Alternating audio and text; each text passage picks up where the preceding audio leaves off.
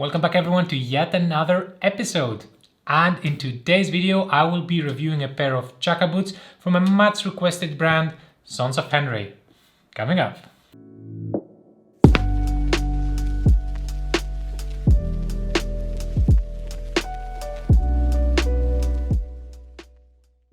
How's it going, my friends?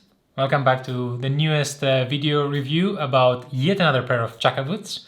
As you can see, I'm enjoying the sunlight and the sun rays from Italy, which thankfully are all over my apartment. I also got another pair of boots to show you and another one down the pipeline.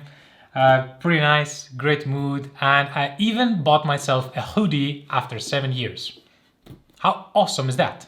I actually got it because this pair of Chukka Boots that we'll be looking at today is really casual, and I felt that now that my business and business casual game is nice, I have forgotten about my street style and more casual style. And today's boots are perfect for this because they have a very casual shape, a very casual textured leather, and they will look phenomenal with jeans and casual clothing overall. So, perfect.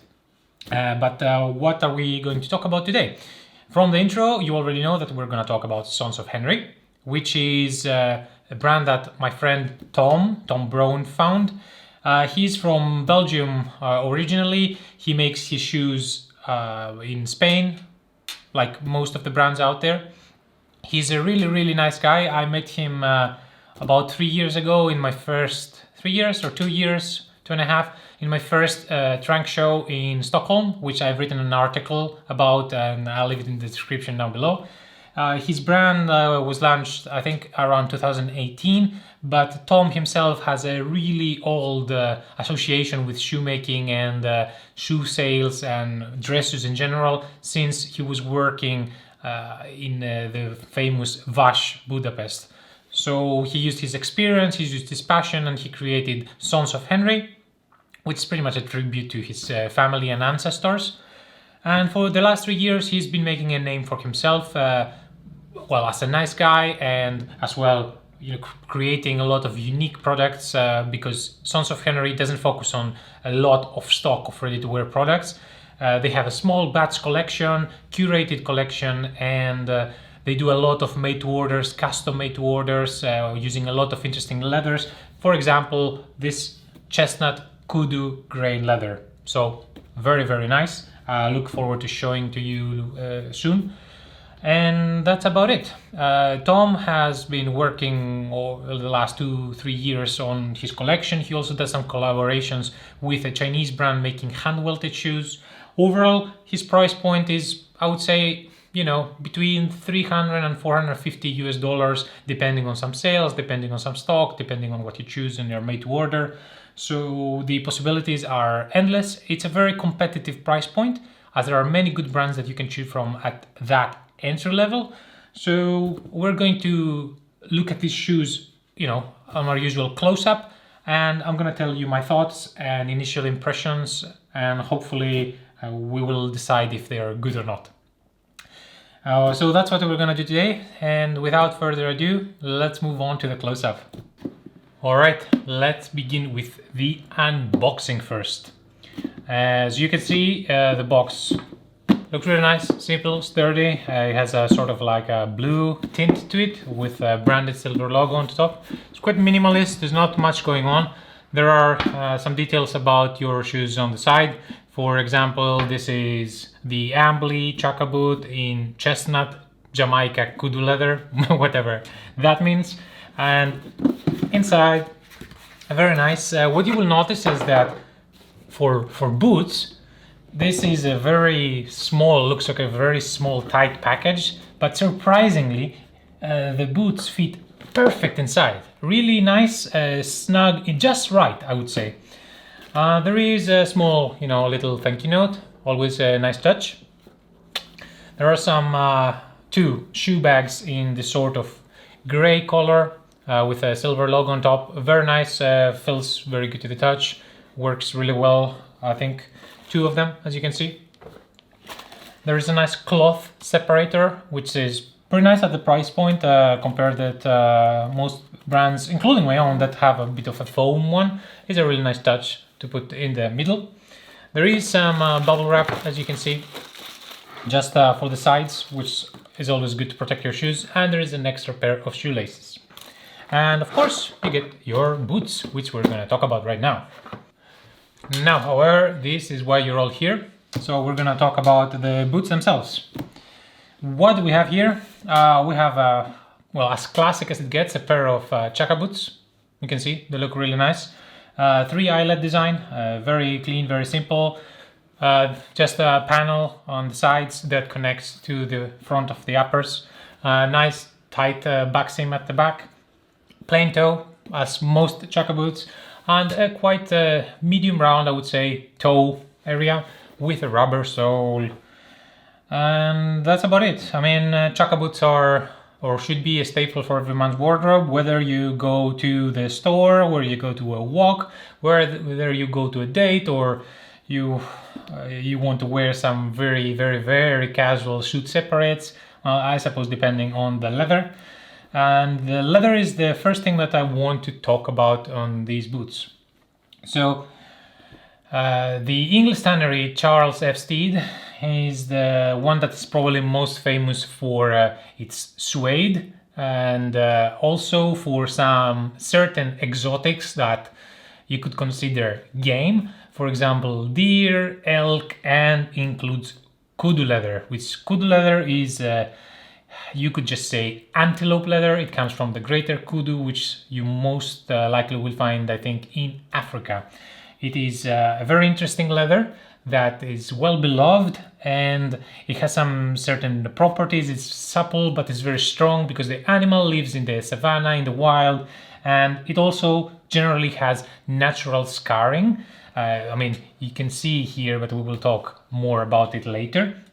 Because, you know, the animal has predators and it runs around, it grazes leaves, and it grazes, I don't know, rocks or other formations of wood, of fauna. So it develops natural scarring, and every kudu hide will be different. So if you're looking for a leather that is like a calf, very clean, kudu leather is not for you unless you get kudu reverse suede, which is perfect. This particular one from and since this is a grain pattern, as you can see, very nice grain pattern, very rich, I would say, but still quite supple to the touch. It is also embossed. If you really look at, you know, you can sort of see some natural scarring here and there. I like what they've done with the pattern. It looks like a difficult pattern to make or simulate. It reminds me of a little bit of elephant leather in a way, or hippo formations. Very nice, very interesting. Great color. This is it might appear a bit brighter because of the lights on my studio, but it is a very nice dark brown color, and very normal classic design. As you can see, this is what Tom calls elegant round last, and you can see that it's not a very round shape, but more like a medium one. I think for this type of boot and shoe, this is the only way to go, because everything else just clashes with the whole idea of casual Chukka boot with casual textured leather. Immediately I can tell you that I already like that there is no pull tab. I think that pull tabs are quite unnecessary these days unless you're wearing Chelsea boots. And what else do I immediately see? There are a few elements. Let's talk about the sole first, which is Vibram.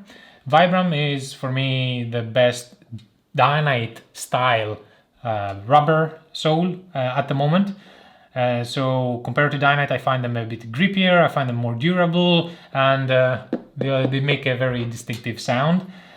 So let's see, yes, here.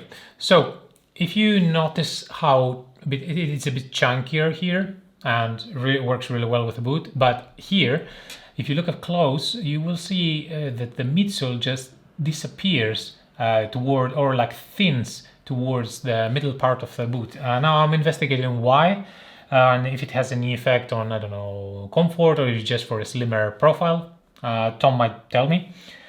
And from what I see at least a 270 Goodyear welt, of course, machine made, right?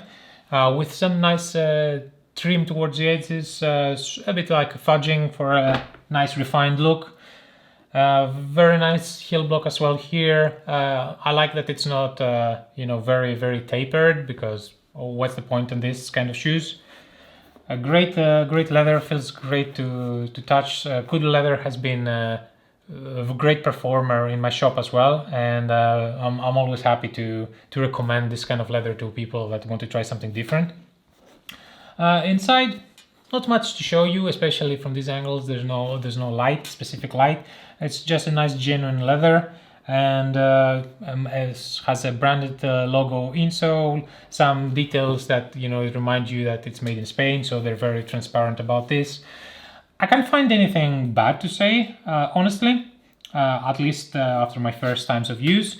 Inside, the inner lining has a bit of a bubbly texture in certain areas. It's like some air is trapped in between, but it has no effect, or at least I didn't feel any.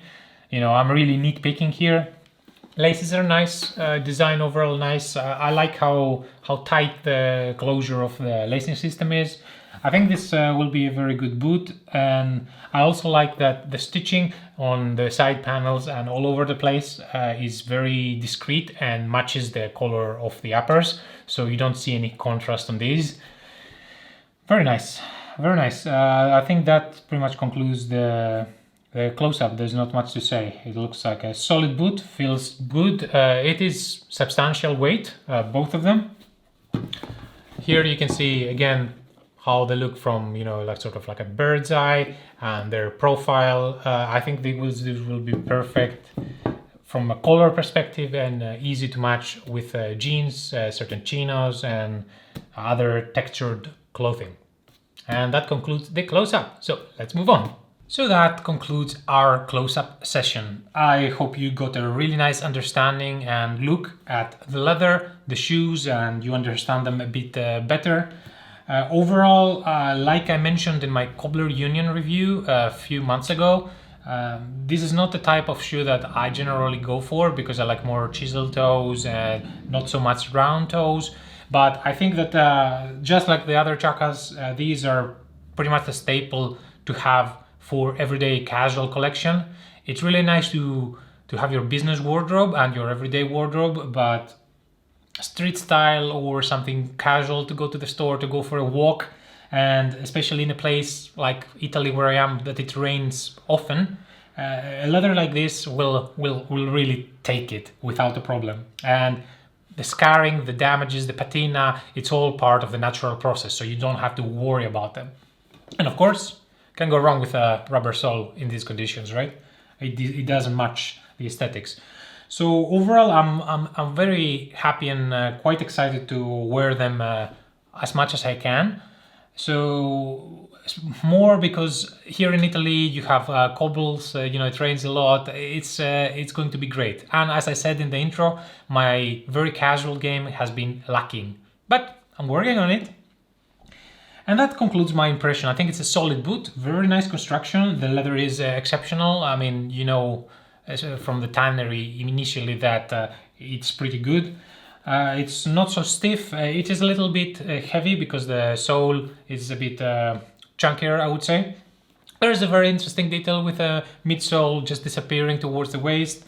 And most importantly, it's time to talk about fit. Because what can you do if a shoe looks great but it doesn't fit? So I was talking with Tom for a while, and I told him what I usually wear, which is a UK 8 or a US 9D. This is my most common shoe size in shoes like, let's say, Carmina, from Sart Crispins, Mermin, etc. Very, very standard width and fit for me is UK 8. For larger ones, I take, say, 7.5, and for narrow ones like Macariello or Stefano Bemmer, I take 8.5. These, I tried them on with both thick socks for the winter, obviously, and some thinner socks because not every day is going to be really cold and I still want to wear them in winter and spring. And UK8 is really nice on my foot. Of course, even with the thicker socks, I didn't feel much difference. There was just enough space for my instep, which is a bit higher on the right foot. And overall, it fit me really well. There was enough space on the toe box, great. Enough on the width, which seems to be regular, but not not towards the wide side, but not the narrow one. Very nice, very comfy. Accommodating instep, I would say regular overall. And I really like that there is no pull tab and that the shaft, maybe because of the leather also, it is not structured, but not so rigid and thick, so it doesn't damage my ankles. I really like it. And overall the fit is very good. My recommendation is to take your usual UK size or size down one from your regular US, which for example is Allen Edmonds. So if you are a US 9D on Allen Edmonds, for example the 65 last, you would probably take a UK 8 and you would be very happy with this. Of course, reach out to Tom, send him an email, and hopefully he will be able to guide you better. Based on my data pool, this runs quite true to size, in my opinion. And that concludes sizing. Now, pricing, it really depends. So, Sons of Henrey is based in Belgium, so I can only see the prices mostly, I think, with VAT, which was, I think, 395 euros. And that's what 450 or something more in US dollars, but that includes VAT. So for you, you can subtract about 20%, I think, or 22%. But I think there's geolocation, so it will appear less. So don't be intimidated by the higher price that I just told you. And if you can get it on sale, on clearance, some sizes that they maybe want to clear seasonally, for example, like how they had Black Friday, maybe some upcoming sales, the price goes down even more, and I think that it's a no-brainer.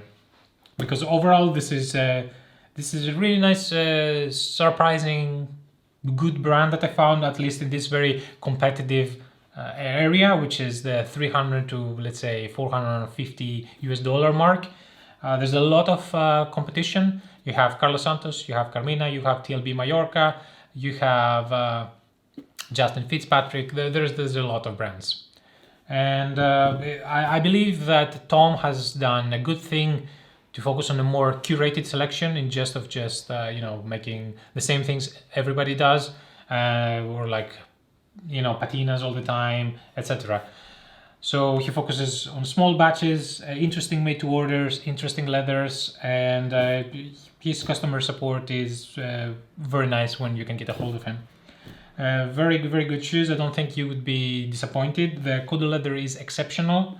It's a fan favorite in my own shop from people that have tried it. The embossment is really nice. The tanner is really good. It feels like a solid boot. It fits me well. I suppose the only problem would be availability, limited availability, and if you can get your size. But you can always contact Tom and see if something can be done, right? And that's about it. Overall, very nice. Looking forward to wearing them. I will try to take some more videos and shots and moving shots in the future. Hopefully I'm working soon with a photographer and filmmaker. We'll see how that goes. But also I'm working on my setup a little more. Sometimes there is light, sometimes there is sound. So still working on that. Thanks for your patience. And of course, thanks for watching. And of course, if you're new to the channel, pretty much know what to do. Please leave a like, leave a thumbs up, subscribe, press the notification button so you don't miss a video. I try to upload at least one every 1 or 2 weeks. And I got much more content to show you, as you will see. And I really enjoy the constructive discussion that we're having, especially in the comment section, when people want to see something different, something you don't see every day. And I try to bring you that type of content. And we'll be improving upon that soon. So take care. Have a really nice weekend, day, evening, whatever it is where you are. And don't forget to wait about a minute so you don't miss the dad joke of the week. So I can't take my dog to the lake anymore because the dogs keep attacking him. That's what I get for buying a purebred dog.